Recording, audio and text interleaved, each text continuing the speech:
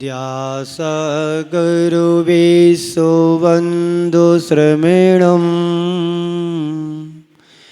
भक्त्या सदा संस्तुवे शरीवोचं यमिनं विनम्य परमं सर्वार्थसिद्धिप्रदम् ज्ञानध्यानतपो विरक्तिमुनिपं विश्वश्रेयं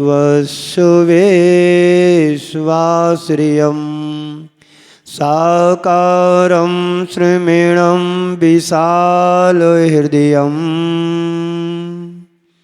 सत्यं शिवं सुन्दरम् विद्यागुरु वंदनम। बोलिए पंच परमेष्टि भगवान की, देवादिदेव भगवान श्री आदिनाथ भगवान की, भगवान महावीर स्वामी की, परम पूज्य आचार्य गुरुवर श्री विद्यासागर जी महाराज की। बोले परम पूज्य मुनि से 108 हर सागर जी महाराज की।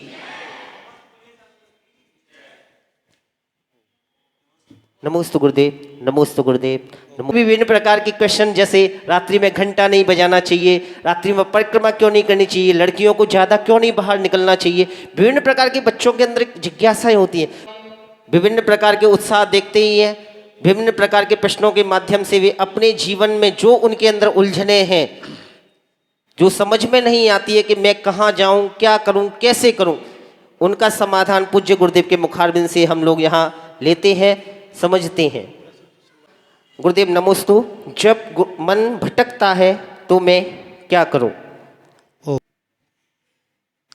गुजरात पादरा से रिंकल जैन ने पूछा है कि महाराज श्री, जब मन भटकता है तो ऐसी स्थिति में क्या करें? प्रश्न बड़ा अहम प्रश्न है। हर व्यक्ति के जीवन में स्थिति घटित हो सकती है, चाहे श्रावक हो या श्रमण हो, एक साधारण व्यक्ति हो या कोई महान व्यक्ति हो, मन स्वाभाविक भटकता है। तो हमारा मन जब भटकता है तो ऐसी स्थिति में हम क्या करें? तो सबसे पहले हमें अपने उन कारणों की जांच पड़ताल करना होगी जिन कारणों से हमारा मन भटक रहा है। उन कारणों को समझें और उनसे बचने का हमें प्रयत्न करना है। जो चीज़ हमारे लिए नुकसानदायी होती है हम उस चीज़ का परहेज करते हैं। ऐसे ही जिन चीज़ों से, जिन बातों से, जिन कारणों से हमारा मन विचलित होता है, उन कारणों से हमें बचने का पुरुषार्थ और प्रयत्न करना है।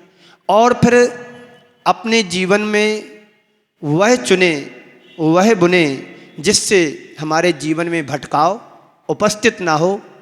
और भी कारण हो सकते हैं। हमें अपने मन को शांत करने के लिए निरंतर भावना योग करना चाहिए कि मुझे शांत रहना है, मुझे शांत रहना है, मुझे शांत रहना है। इस तरह की यदि हम भावना योग करते हैं, भावना भाते हैं, तो हमारा भटका हुआ मन स्थिर हो सकता है। और इसके लिए हमारे आचार्यों ने कहा है कि यदि मन ज़्यादा भटकता है तो उस समय शांत हो जाना चाहिए, आंख बंद करके चिंतन करना चाहिए, भगवान के स्वरूप का मनन करना चाहिए, चिंतन करना चाहिए। और जिन कारणों से हमारा मन विचलित हो रहा है उन कारणों की जांच पड़ताल करके, परख करके उनसे बचने का प्रयत्न करेंगे। निश्चित हमारे लिए पुनः स्थिति सामान्य होगी और हम अपने आप को स्थिर कर पाएंगे, स्टेबल कर पाएंगे और अपने आप को उन कारणों से बचा करके जीवन का उद्धार भी कर सकते हैं। नमोस्तु। विकार और निर्विकार किसे कहते हैं, कृपया समाधान करें। बहुत सुंदर आपने प्रश्न किया है। विकार और निर्विकार किसे कहते हैं? मनुष्य की, मानवता की दुर्लभता के बहुत सारे कारण होते हैं। मानवीय दुर्लभता के बहुत सारे कारण हो सकते हैं, लेकिन हमारे आचार्यों ने कुछ कारणों को कहा है। एक विकार शब्द है और एक निर्विकार शब्द है। विकार मनुष्य के जीवन में कई प्रकार के होते हैं। उनमें से कुछ विचार ऐसे हैं, जैसे क्षुधा है। क्षुधा सभी समझते हैं, भूख लगना। ये हमारी मानवीयता की बहुत बड़ी दुर्बलता है। जो क्षुधा से रहित हो जाते वो तो भगवान बन जाते हैं। तृषा भी है, यानी प्यास। प्यास हमको लगती है, भूख भी लगती है, जन्म का रोग भी है, बुढ़ापे का रोग है, राग भी है हमारे जीवन से, द्वेष है, मोह है, रति है, मत्सर है, क्रोध है, मान है, माया है, लोभ है। ये सारी हमारी मानवीयता की दुर्बलताएं, ये हमारे जीवन के विकार हैं। इन विकारों से जो बच जाता वो निर्विकार हो जाता है और विकारी संसारी प्राणी होता है, जिसके जीवन में ये सभी चीज़ें जुड़ी होती हैं। और निर्विकार वो कहलाता है, जैसे हमारे महापुरुष तीर्थंकर भगवंत होते हैं।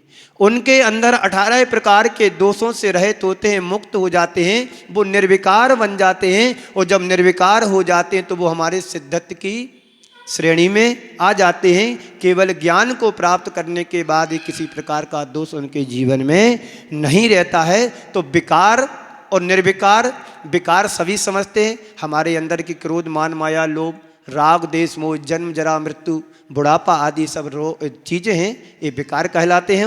और इनसे रहित हो जाना, सिद्धत्व की अनुभूति करना, केवल ज्ञान को प्राप्त करना, सम्यक्त को ग्रहण करना, सम्यक्त को प्राप्त कर लेना, ये निर्विकार की श्रेणी में आते हैं। तो हमें विकार से निर्विकार की ओर यात्रा करना है। अनंत अनादि काल से अनंत काल हमारा निकलने वाला है। तो हमारे जीवन में विकार है तो हमारी यात्रा लंबी चलेगी। और जिस दिन हमारे जीवन में विकार से निर्विकार की ओर बढ़ेंगे तो हमारे जीवन की यात्रा समेट करके, छोटी सी होकर के, हम ही अपनी आत्मा को परमात्मा बना सकते हैं। इस तरह से हमें जीवन में समझने का प्रयत्न करना चाहिए। सुशील जी पूछ रहे हैं, गुरुदेव नमोस्तु, समोषण किसे कहते हैं या समोषण का महात्म्य क्या है? बहुत सुंदर आपने पूछा, समोषण किसे कहते हैं। समोषण का शाब्दिक अर्थ होता है जहाँ पर समान रूप से हमें व्यवस्था प्राप्त हो। चाहे पक्षी हो, चाहे पशु हो, चाहे देव हो, चाहे दानव हो, जहाँ पर समान रूप से ठहरने के लिए, रुकने के लिए हमें व्यवस्था मिले, उसे समोषण कहते हैं। और समोषण वो है सभा कहलाती है जहाँ पर तीर्थंकर भगवंत वहाँ पर विराजमान होते हैं। समोषण में वो पांडुप शिला होती है जो नीलमणि की होती है। उस सभा में 12 सभाएं होती हैं, 11 कोठे होते हैं। उसमें क्रमशः जो भूमि है, लता भूमि है, उपवन भूमि है और आदि आदि जो भूमियाँ हैं, उनमें ये सारी सभाएं होती हैं, जिसमें पशु पक्षी, देव दानव मानव सब रह करके, इंद्र आदि देव आदि भी रह करके वहाँ पर। और दूसरी विशेषताएं है वहाँ की, समोषण में 20-20 हजार सीढ़ियाँ चारों दिशाओं में होती हैं। जिन सीढ़ियों पर पैर रखते ही आप अंतर मुहूर्त में वो सारी यात्रा कर लेते हैं। जहाँ पर गंधकुटी में, जहाँ पर तीर्थंकर भगवंत विराजमान हैं, वहाँ जा कर के हम दर्शन कर पाते हैं।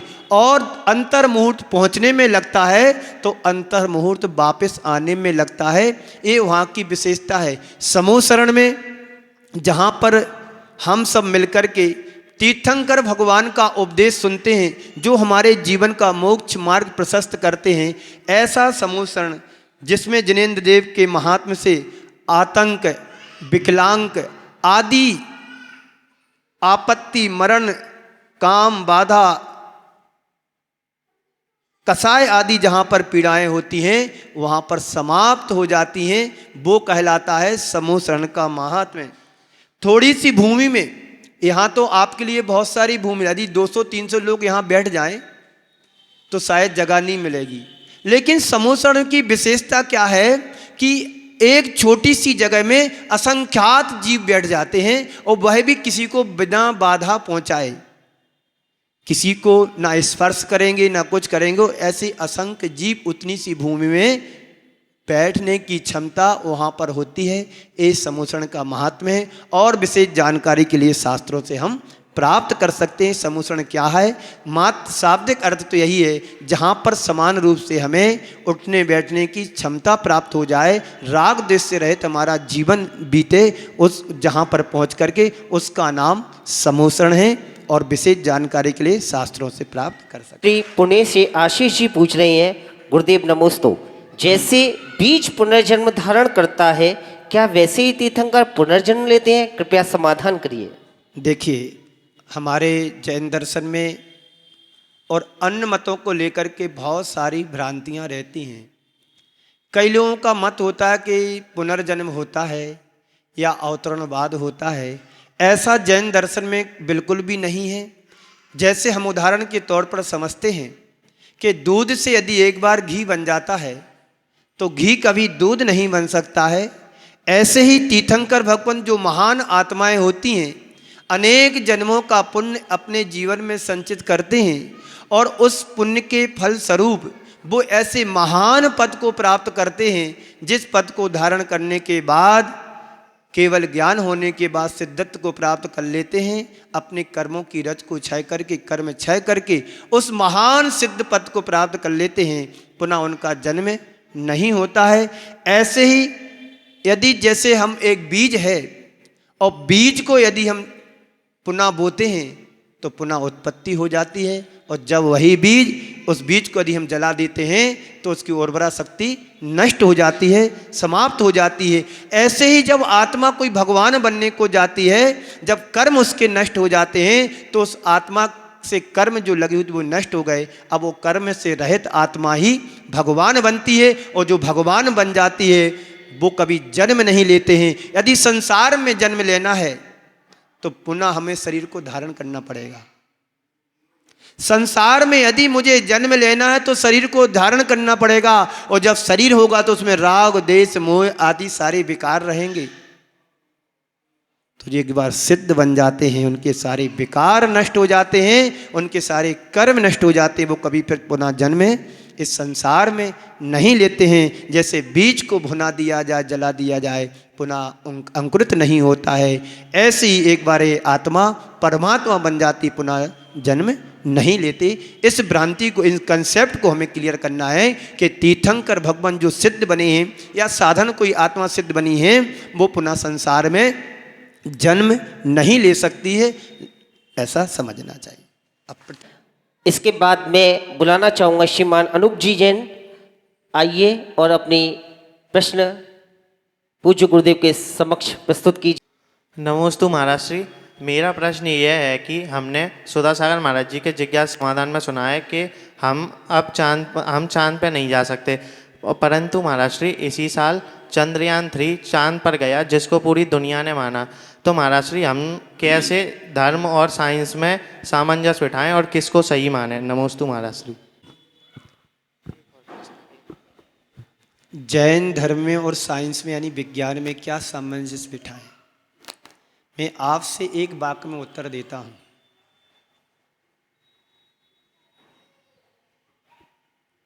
जहां से विज्ञान खत्म होता है वहां से जैन दर्शन चालू होता है। फिर से बोलूं, जहां से विज्ञान खत्म होता है वहां से जैन धर्म चालू होता है। विज्ञान की पहुंच कहां तक है? जहां तक उसकी दृष्टि है। और जैन धर्म सिद्धांत कहता है तुम्हारी दृष्टि अनंत है। इन आंखों से हम संसार देख सकते हैं, पर अंदर की आंखों से असीम संसार का हम दिग्दर्शन कर सकते हैं। जिस चंद्रमा पर कोई नहीं पहुंच सकता है, यहां से हजारों योजनों दूर है वो चंद्रमा। पहले सूर्य आता है, फिर बाद में चंद्रमा आता है। तो पहले तुम्हें अग्नि परीक्षा देना होगी, फिर बाद में तुम्हें पार करके शीतलता को प्राप्त करना होगा। तो विज्ञान तो क्या, वहां पर तो मरने की बात पहुंच सकते हैं चंद्रमा पर। सूर्य भी एक विमान है जैन दर्शन के अनुसार, उनमें बिंब है, अकृत्रिम चैत्यालय है। चंद्रमा भी एक विमान है, उसमें अकृत्रिम चैत्यालय है। वहाँ पर कोई पृथ्वी नहीं है, कुछ नहीं है। विज्ञान ने कोई अपने सैटेलाइट से कोई पृथ्वी देखी होगी, जो हमारी धरातल से कोई ऊंचाई पर होगी, टापू होगा। हमारे जैन दर्शन में असंख्यात द्वीप और समुद्र हैं, उनका वर्णन शास्त्रों में मिलता है। वहाँ पर भी जाकर के सैटेलाइट से देख करके उन्हें पाया हुई चंद्रमा है।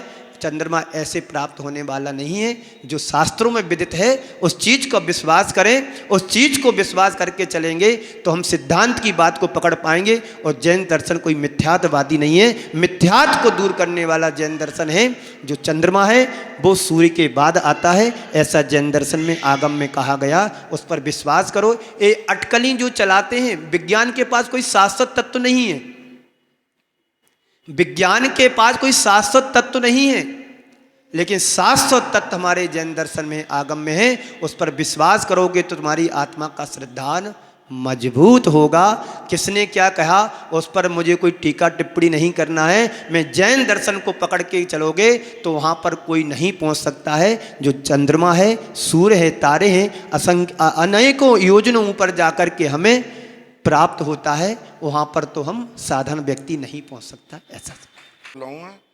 मेरा प्रश्न है कि जैसे नवोकार मंत्र चालीसा है, आदमान चालीसा है, महावीर चालीसा है और 40 दिन बोलते हैं, इसका क्या महत्व है और क्या मतलब है? 40 दिन ही क्यों, आगे भी कर सकते हैं। लेकिन हम और आपने मिलकर के कुछ सैद्धांतिक चीज़ों को बना दिया है कि 40 दिन चालीसा पढ़ेंगे तो तुम्हारे लिए अमुक लाभ होगा। लाभ चालीसा पढ़ने से नहीं हुआ, लाभ तुम्हारी उस भक्ति से जुड़ने से हुआ है। तुम्हारा पुण्य बढ़ा है, तुम्हारे पुण्य के बढ़ने से जो तुमने संचित किया है पुण्य, उसके फल के प्रताप से तुम्हारा बिगड़ा हुआ काम सिद्ध हो गया। पर हमने धारणा क्या बना ली, हम 40 दिन पाठ करेंगे तो हमारा काम बनेगा। अच्छी श्रद्धा से एक बार तुमने नमोकार मंत्र को पढ़ लिया तो तुम्हारे भव भवांतरों के कर्म नष्ट हो सकते हैं। और एक बार तुमने नमोकार मंत्र की उपेक्षा कर दिया, जैसे कहानी आती है समुद्र में नमोकार मंत्र पर पैर रखने मात्र से उसी समय उसकी जहाज का विलय हुआ और डूब गया, वहीं समुद्र में समाप्त हो गया। ये पाप का कितना बड़ा परिणाम है, पुण्य का भी परिणाम होता है। एक बार यदि में सम्यक्त हो गया तो हमारा अनंत संसार विलीन हो जाता है और यही आत्मा सिद्ध बनने में समर्थ हो जाती है। तो हम कोई भी पाठ करें तो 40 दिन करो, ठीक है, लेकिन निरंतर करते रहोगे तो हमारे जीवन में दुख संकट आएंगे ही नहीं है। इसलिए हम पढ़ते हैं, दुख में सुमरण सब करे, सुख में करे ना कोई, और सुख में जो सुमरण करे दुख काहे को होए। यही हमारी विडंबना है, हमारी भूल है। मूल में भूल करोगे तो जिंदगी भर हमें पछताना पड़ेगा। एक बार का छोटा सा कर्म ना जाने तुम्हें कौन कौन सी गलियों में घुमाने के लिए ले जाए। तो इसलिए भक्ति 40 दिन के लिए नहीं है, जब तक जीवन है तब तक प्रभु के गुणगान करना है, गुणानुवाद करना है। समझ में आ रही ना बात? 40 दिन करो और जब तक तुम्हारी श्वासें हैं तब तक प्रभु भक्ति में अपने आप को रमा करके रखना है। नमोस्तु महाराज श्री, मेरा अगला प्रश्न ये है कि अब जैसे हम किसी तीर्थ स्थानों वगैरह पर जाते हैं और वहाँ हमें अभिषेक करने वाली जगह पर यह पता लगता है कि यहाँ अभिषेक करने में उतनी शुद्धि नहीं है, तो महाराज जी क्या उस जगह हमें अभिषेक करना चाहिए या नहीं? मन है, मंदिर है, तो हमें आपको मन नहीं लगाना है। जो व्यवस्था है उस व्यवस्था को सुधार करके हमें अपना काम निकालने का काम करना है।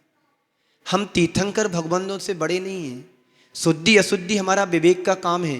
यदि तुम्हें अशुद्धता दिख रही है तो शुद्ध वस्त्र पहन करके शुद्धि बना करके अभिषेक करें। बड़े पुण्य का योग आता है जब हम कहीं तीर्थ क्षेत्रों की यात्रा कर पाते हैं। हम लोगों से पूछो, आप लोग गाड़ी में बैठे दिन भर रात भर चल करके आप तीर्थों की वंदना करके वापस आ सकते हैं, लेकिन हम लोगों को महीनों निकल जाते हैं, वर्षों निकल जाते हैं, सोचते रह जाते हैं कि शिखर जी कब पहुंचूंगा, गिरनार जी कब पहुंचूंगा। और आप मन बनाते हैं, विचार करते हैं, दूसरे दिन यात्रा करके पूरा करके वापस भी आ जा सकते हैं। तो इसलिए शुद्धता के साथ विचारों की शुद्धता हो, मन की शुद्धता हो, वचनों की शुद्धता हो और शरीर की शुद्धता हो और चौथी शुद्धता वस्त्रों की शुद्धता हो तो हमें पूर्ण रूप से कार्य कर लेना चाहिए। यदि नहीं है ऐन कैन प्रकार ने शुद्धता को बना करके वो अवसर ना चूकें जो तुम्हारे हाथों से जाने वाला है। बड़े पुण्य से हम उस स्थान पर पहुंच पाए। कितना पुण्य तुमने जोड़ा होगा तो तीर्थों की वंदना करने का सौभाग्य पाया। उसमें भी हम कोई कारण ढूंढ लें, कोई अशुद्धि का कारण ढूंढ लें, बहाना ढूंढ लें तो तुम्हारा तीव्र अंतराय कर्म का उदय है। उस बहाने को नहाने की तरह नहा दो, बहा दो। नहीं मुझे आया हूं तो कहीं गीले कपड़े पहन करके भी हम अपना अभिषेक पूजन करके पुण्य कमा सकते हैं। व्यर्थ और समर्थ में क्या अंतर है? और समर्थ में क्या अंतर है? समर्थ और व्यर्थ है।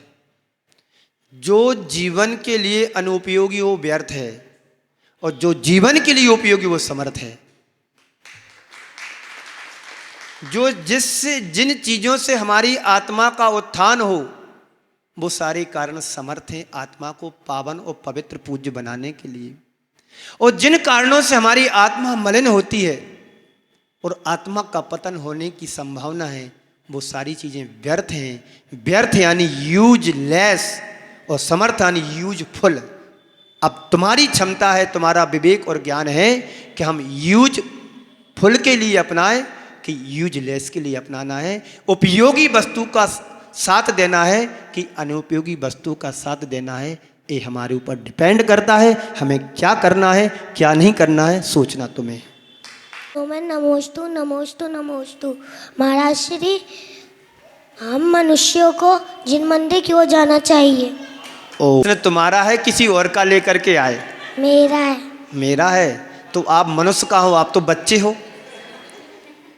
पर बड़े होके तो मनुष्य ही बन जाऊंगा। बहुत सुंदर, जोरदार तरीके से तालियां का उस बच्चे के लिए दे। मतलब ये समझना चाहिए कि उसी बेटे का प्रश्न है इसलिए उसने सारे आंसर दिए। अब आपके प्रश्न पर आते हैं।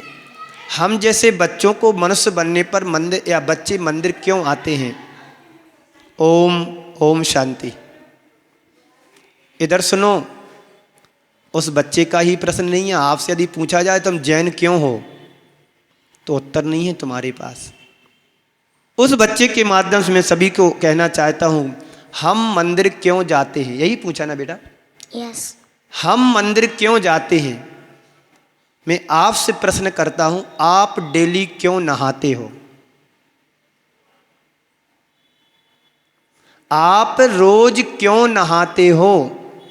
उसी में तुम्हारा प्रश्न का उत्तर छिपा है। मैं बता देता हूं, आप डेली इसलिए नहाते हैं क्योंकि हमारे जीवन में अशुद्धि जुड़ जाती है, इसलिए हमें नहाना पड़ता है। लैट्रिन जाते हैं, बाथरूम जाते हैं, खाते हैं, पीते हैं, सोते हैं, उठते हैं, बैठते हैं, लड़ते हैं, झगड़ते हैं। बहुत सारी चीज़ें हमारे जीवन से 24 घंटे में जुड़ जाती हैं, इसलिए हम नहाते हैं। अब आपके प्रश्न का उत्तर इसी में है, हम मंदिर इसलिए जाते हैं पापों का प्रक्षालन करने के लिए। जिस जन्म लेकर के जिस कारण से हमने जन्म लिया है वो सब पाप के कारण जन्म हुआ, मिथ्यात्व के कारण जन्म हुआ है। तो मिथ्यात्व को गलाने के लिए, कर्मों का क्षय करने के लिए हम मंदिर जाते हैं और अपनी आत्मा को पावन और पवित्र बनाने के लिए मंदिर जाते हैं। क्यों जाते मंदिर?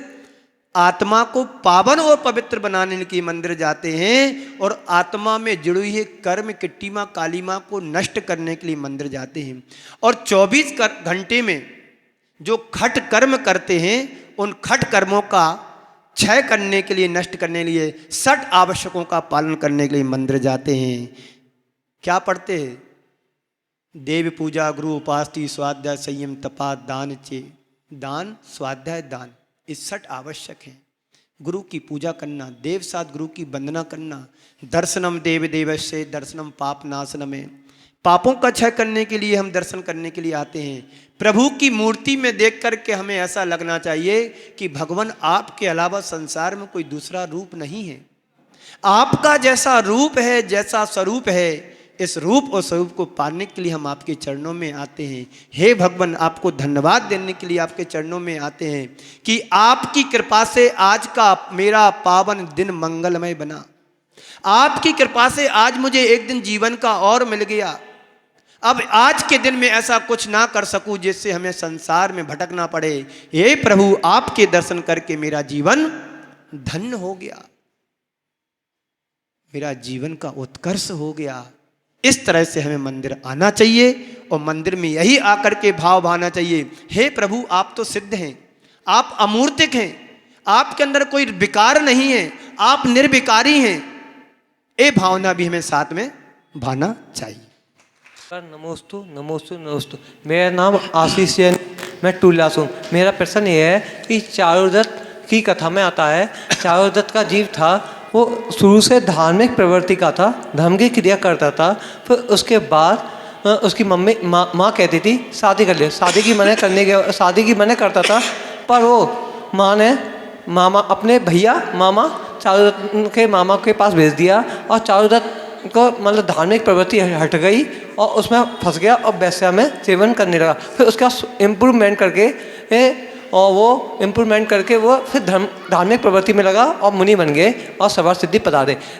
ऐसा क्या कारण था कि किस कर्म के कारण से, उदय के कारण से वह जीव धार्मिक प्रवृत्ति से हटा और जुड़ा? जैन दर्शन, जैन धर्म में भाव प्रधान के साथ कर्म प्रधान भी कहा गया है। बिना कर्मों के किसी जीव को सद्गति नहीं मिलती है, बिना कर्मों से जीव को दुर्गति नहीं मिलती है। हम जैसा बीज बोते हैं तो वैसा बीज का अंकुरित होता है, वैसी फसल लहलहाती है। यदि हमने अपने जीवन में शुभ कर्मों को संजोया है तो पुण्य का आश्रय होगा, पुण्य से हमें सद्गति के हम पात्र बनेंगे। उसने पुण्य किया था तो अच्छा मिला और फिर पाप कर्म का उदय आया तो विचलित हो गया और पुनः पुण्य कर्म का उदय आया, मुनि बना। और आपने जैसा बताया सर्वार्थ सिद्धि का जीव हुआ। निश्चित जो सर्वार्थ सिद्धि जाता है वो नियम से मोक्ष अवश्य जाएगा। ये उसका पुण्य आने वाले भव भवांतरों में क्रिएट होगा, उसके जीवन का उद्धार करेगा। ये उसका ही जीव नहीं, जितने भी संसार में भव्य प्राणी हैं सभी भव्य जीव एक दिन मुक्ति को प्राप्त अवश्य करेंगे। इस सिद्धांत है। अभव्य तो होना ही नहीं है, लेकिन भव्य ही एक ऐसा जीव है जो अपने जीवन में कर्मों का क्षय करके मुक्ति का अधिकारी बनेगा। कर्म सिद्धांत पर विश्वास करें। हम यहाँ पर बैठे हैं, मनुष्य भाव को धारण किया है, कोई स्त्री बना, कोई पुरुष बना, कोई नपुंसक बना। इन तीनों पर्यायों में सभी जीव अपनी अपनी भावों से विचरण कर रहे हैं, लेकिन जो भव्य होगा वो अपनी आत्मा का उत्थान और कल्याण कर लेगा, और जो अभव्य होगा वो संसार में निरंतर 4 गति 84 लाख योनियों में भटकता रहेगा। भटकन का कोई दूसरा कारण नहीं है, उसका अपना उपादान कारण है जिससे संसार में भ्रमण करेगा। हाँ, समझ में नहीं आ रहा। अब कर्म तो ऐसे कोई नाम तो किसी के माथे पर लिखा नहीं होता। तुम दर्शनावरणी कर्म के उदय से तुम दर्शन नहीं कर पा रहे हो, ज्ञानावरणी कर्म के उदय से तुम्हें ज्ञान का क्षयोत्सव नहीं हो पा रहा है, ये उसके माथे पे नहीं लिखा है। कर्म निश्चित अपेक्षित था जिस कारण से वो पतन हुआ, और कर्म जब पुण्योदय में आया तो उसका उत्थान हुआ। ये समझना हमारी। महाराज श्री नमोस्तु नमोस्तु नमोस्तु। महाराज श्री मेरा प्रश्न ये है, जैसे एक वेदी है उस पर 15-16 भगवान रखे हुए हैं, हमको सबका अभिषेक करना चाहिए या एक से ही काम चल जाना चाहिए? क्योंकि भगवान के ऊपर से हाथ जाते है, और आपका नहीं, आप जैसे अनेक व्यक्तियों का, अनेक समाजों का है। मैं आपके प्रश्न से माध्यम से एक दिशा बोध देना चाहता हूं कि आप सब जैसे प्रश्न वालों को सुधा सागर जी का डंडा पड़ना चाहिए। सुन रहे हो ना? क्योंकि आप लोग साधारण मुनिराजों से नहीं मानने वाले हो, और आप लोगों की दशा ऐसी बन गई है कि उठत बैठत आपको डंडा ही पड़ना चाहिए। पूज्य मुनि श्री सुधा सागर जी महाराज आप सभी को रोज समझाते हैं कि भैया सूखे गीले कपड़े से सभी भगवानों का प्रक्षाल करो, और एक भगवान को पांडुशिला पर बैठा करके उनका अभिषेक करिएगा। अब हमारे इस परंपराएं तुमने ऐसी अर्वाचीन बना ली हैं, शंकर जी जैसी पिंडी का आधार बना लिया, जो आ रहा है वो ढाल रहा, जिसकी प्रतिमा उसको अपने नहला रहे। कोई पुण्य मिलने वाला नहीं है। क्रिया विधि विधान के बिना तुम कार्य करोगे तो कोई पुण्य मिलने वाला नहीं है। विधि से कार्य करोगे, उल्लसित होकर के कार्य करोगे, प्रसन्नता से भर करके कार्य करोगे, निश्चित 100% आपको पुण्य मिलेगा। ईर्षा और राग देश के कारण तुम धर्म ध्यान करोगे, दुर्गति के पात्र बनोगे और कुछ नहीं बनोगे। हम भगवान के चरणों में आते हैं, राग देश मोह क्रोध मान माया को छोड़ने के लिए आते हैं, और यहीं आकर के राग देश करोगे तो तुम जाओगे कहाँ? कौन सी दशा पाओगे? क्या होगा तुम्हारी दशा का? दुर्गति होगी। जिन चीजों को छोड़ने के लिए हम मंदिर आते हैं और वहीं आकर के वो सब करोगे तो क्या होगा? इसलिए आपके प्रश्न के माध्यम से मैं कहना चाहता हूं, मैं भी बचपन में अपने मंदिर में अभिषेक किया है। पानी भर करके लाया, छाना, गरम किया, द्रव्य को धुला, प्रक्षाल किया, सब कुछ किया, जब तक 2-4-10 लोग और जुड़ जाते थे। आज भी वही परंपरा हमारे गांव में है। कोई पुजारी नहीं लगा है, 20 से 25 लोग आज भी उस मंदिर, 3 मंदिर हैं, पूजन पाठ करते। पुजारी नहीं, माली है, द्रव्य उठाने के लिए, मंदिर की सफाई करने के लिए। पर एक ही वेदी पर एक ही अभिषेक होता है, ना कोई दूसरी मूर्ति होती ना तीसरी होती है। बाकी एक कटोरे में जल रखते हैं प्राशुक, एक हाथ में सूखा कपड़ा, उसमें गीला कपड़ा पहले सूखे से साफ किया, गीले से पोंछा, उसमें रख दिया, फिर सूखे कपड़े से पुनः पोंछ दिया।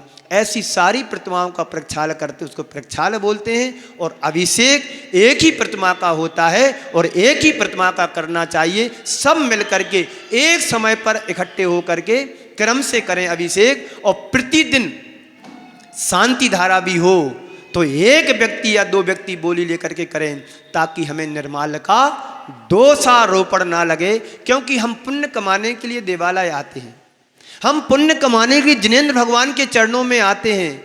बोलो, आप क्यों आते हैं मंदिर? पाप कमाने के लिए, पुण्य कमाने के लिए? बोलो, पुण्य कमाने के लिए। तो पुण्य कमाने के लिए आते, तो फिर राग द्वेष करने से पाप होगा कि पुण्य होगा?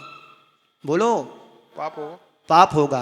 राग द्वेष छोड़ने के लिए आते हैं कि राग द्वेष करने के लिए आते हैं? छोड़ने के लिए आते हैं। तो इसलिए आप विधि को, व्यवस्था को बदलें, जो पुरातन से तुम्हारी चली आ रही उसमें सुधार लाएं। क्योंकि एक उदाहरण हमारे गुरुदेव देते हैं, फटे कपड़े कब तक पहने रहोगे? जब तक चल रहे हैं तब तक। फिर तो ठीक है, उत्तर सही है, फिर तो बदलोगे ना, फिर तो बदलोगे। कब तक रिफू कराते रहोगे? ठेगड़ा कब तक लगाते? अब तो जमाना ठेगड़े का आ गया, फटे कपड़े पहनने का आ गया। पहले बचपन में हम लोग अधिक ठेगड़ा लग जाता तो कपड़े पहनते नहीं थे। आज जमाना ठेगड़ा लगने का आ गया है। और आपने जो उत्तर दिया, जब तक चलेगा चलाओगे। लेकिन मैं आप सबसे कहना चाहता हूँ, इस व्यवस्था में परिवर्तन लाओगे तो शुद्ध विशुद्ध आप पुण्य का आश्रय करोगे, वरना राग द्वेष से प्रेरित होकर के पाप का ही आश्रय होगा और कुछ। नमोस्तु महाराज। कोई जैन व्यक्ति जैन मंदिर में नौकरी करता है और उसको वहीं से तनख्वाह मिलती है मंदिर से, तो क्या उसको निर्मल द्रव्य का दोष लगता है? हम लोगों के बीच में निर्माल्य का दोष तो लगेगा, लेकिन हमारे आचार्यों ने व्यवस्थाएं बनाई। जैसे यहाँ व्यवस्था बनी है, दिखाना इस पर। ऐसी यदि हम व्यवस्था बनाते हैं ध्रुव फंड की, और उस व्यवस्था के लिए हम उसी के लिए पैसा इकट्ठा करते हैं कि जी माली के लिए देना है, ये पुजारी के लिए देना है, ये और अन्य चीज़ों को सहयोग के लिए देना है, तो उसमें निर्माल्य का दोष नहीं लगता है। आपने शांति धारा की, आपने बोलियां ली, और वो पैसे में से आपने ही माली को दे दिया और आपने पुजारी दे दी, तो निर्माल्य का दोष स्वयं को लगेगा और जो उपभोग करेगा उसको भी लगेगा। लेकिन इस तरह की व्यवस्था यदि हम बनाते हैं, समाज के लोग, व्यवस्था के लिए ही तो दान दिया जाता है, पर अलग अलग मद में दोगे तो पाप ना लेने वाले को लगेगा और ना देने वालों को लगेगा। इस तरह की सामाजिक स्तर पर हमें व्यवस्था को बनाना चाहिए और सभी मंदिरों में बनाना चाहिए, जिससे हमारी व्यवस्थाएं समुचित रूप से व्यवस्थित बनी रहे। लेकिन आने वाले 25-50 वर्षों में वो दिन देखने में आएंगे कि यहाँ पर कोई व्यवस्थापक नहीं मिलेगा, मंदिर में कोई दर्शन करने वाला नहीं मिलेगा। क्योंकि जब आज ये स्थिति है, जब कभी दान की बात आती तो लोग पीछे हटने लगते हैं। नीचे देखने लगते हैं कहीं मेरा नाम ना फंस जाए। अरे तुम अपना सौभाग्य समझो कि हमें दान देने का अवसर मिल रहा है, सहयोग करने का अवसर मिल रहा है, ऐसा पुण्य का लाभ, पुण्य कमाने का अवसर मिल रहा है। और लेकिन एक बात ध्यान रखना, जिसका पुण्य और जिसकी शुद्ध आय होगी उसी का पैसा अच्छे कार्यों में लग सकता, बाकी किसी का नहीं लग सकता है। कितना भी तुम पैसा जोड़ लेना और कितना भी तुम पुरुषार्थ करना और तुम्हारा शुद्ध न्याय नीति से कमाया हुआ धन नहीं होगा तो सत् कार्यों में तुम्हारा पैसा एक पाई भी नहीं लग सकता है। इसलिए व्यवस्था बनाएं, अलग अलग मत की पेटियां बनाएं, उसमें दान दें, गौशाला के लिए दान दें, पुजारी के हिसाब से दान निकालें, मंदिर की लाइट व्यवस्था के लिए दान निकालें, माली के लिए भी दान निकालें, और भी जो आवश्यक काम होते हैं उनके लिए सारी व्यवस्थाओं को बनाएं। एक ही जगह दान ना दें, सभी प्रकार का दान देते रहें तो तुम्हारे लिए तुम्हारा सहयोग होता रहेगा। दीन दुखियों के लिए भी दान निकालें, गरीबों के लिए दान निकालें, असहायताओं के लिए दान निकालें।